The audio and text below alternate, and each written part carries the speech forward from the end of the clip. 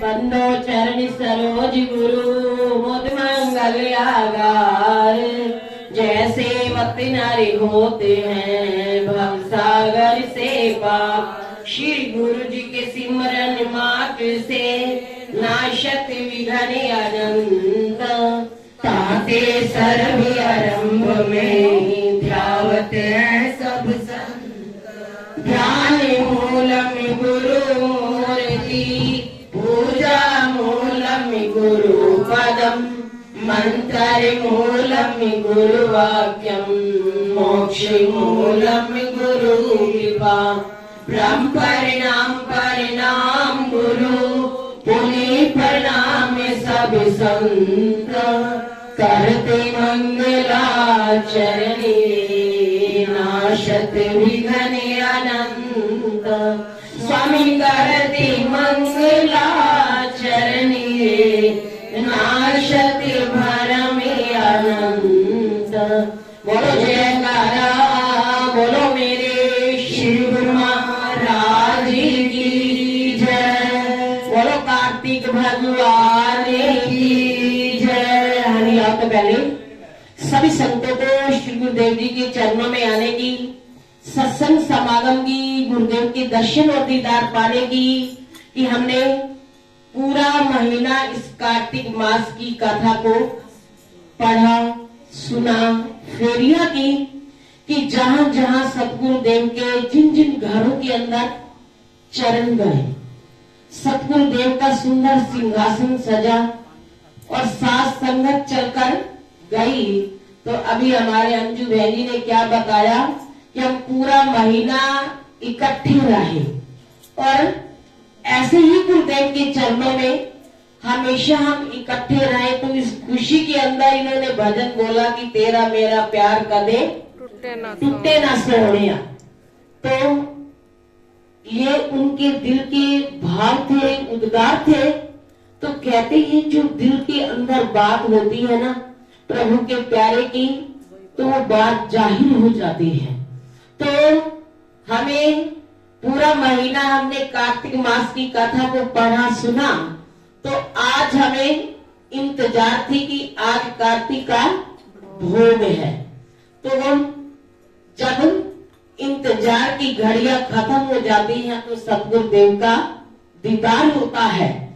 तो आज इंतजार की घड़ियां संपूर्ण हो रही है भोग की और आप सभी बढ़ रहे हो कि बड़ी श्रद्धा और भावनाओं के साथ जैसे कार्तिक मास को मनाया और आज संपूर्ण फल को पाने के लिए आए।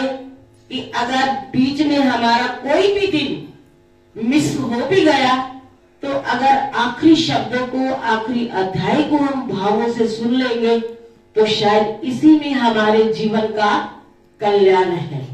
तो इसलिए कहते हैं कि जो गई सो गई, अब राख रही को। तो संगत से प्रार्थना है कि आज तो हम यहाँ भोग डलवाने के लिए और कल 10 से 12 का प्रोग्राम 13 सेक्टर हमारे स्वीत्री बहन जी छाबड़ा उनके घर होगा शादी के उपलक्ष्य में, कि उनके पोते की शादी है। कोठी नंबर 481 है। तो कोठी नंबर आप ध्यान में रखोगे और जो जो संगतें जाने वाली हैं कि वो भी कुटिया मोक्ष द्वार पर सभी टाइम से पहुंच जाओगे और शाम की हाजिरी बुधवार की मोक्ष द्वार पर होगी।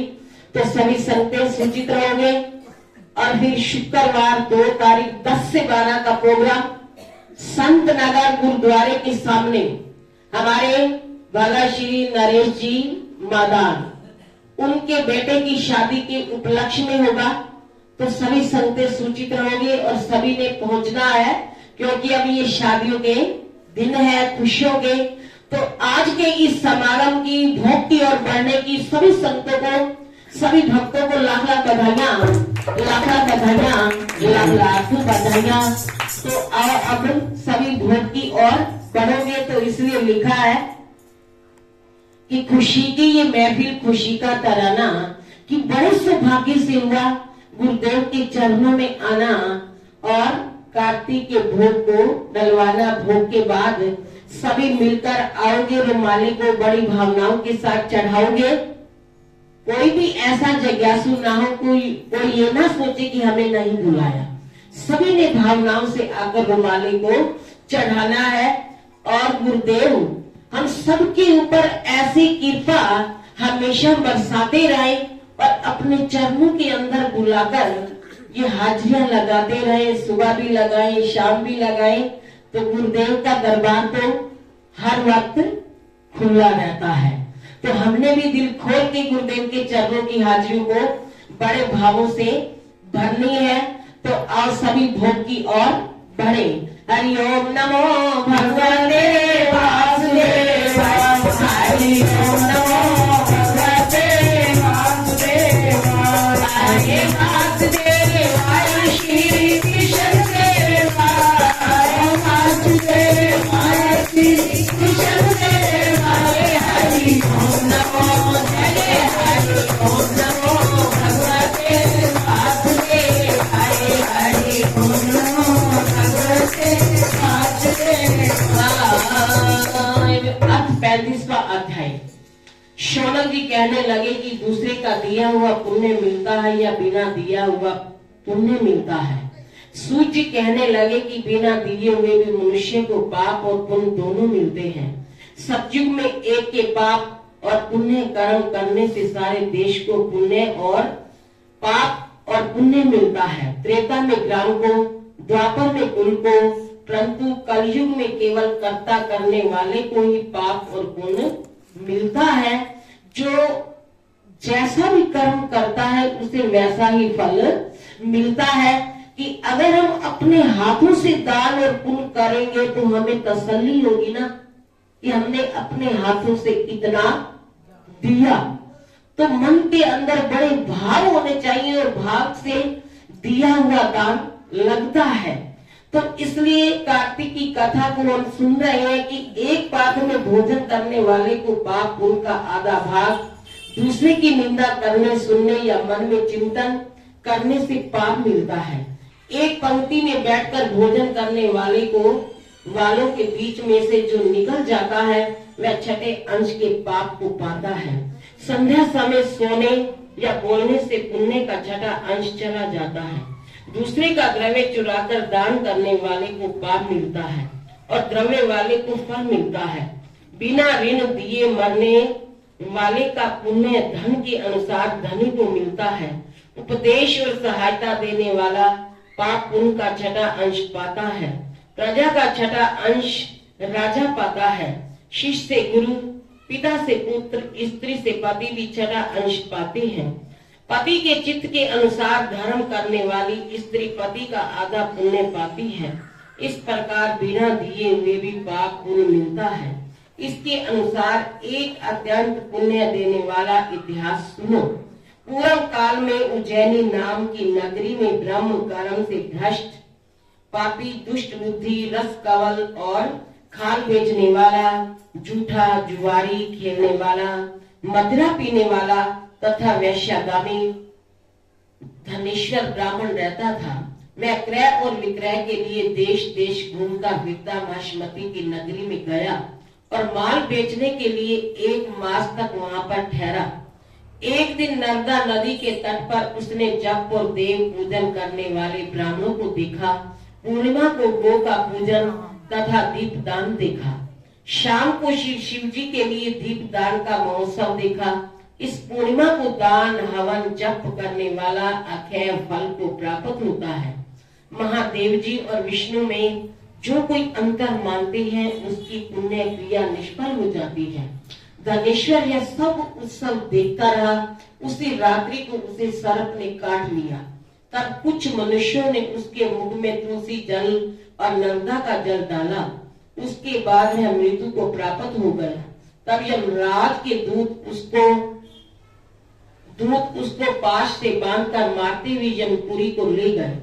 चित्रगुप्त ने उसको क्रोधित दृष्टि से देखकर यमराज से कहा कि हे महाराज, कि चाहे यह घोर पापी है, इसने आयु पर्यंत कोई पुण्य का कार्य नहीं किया।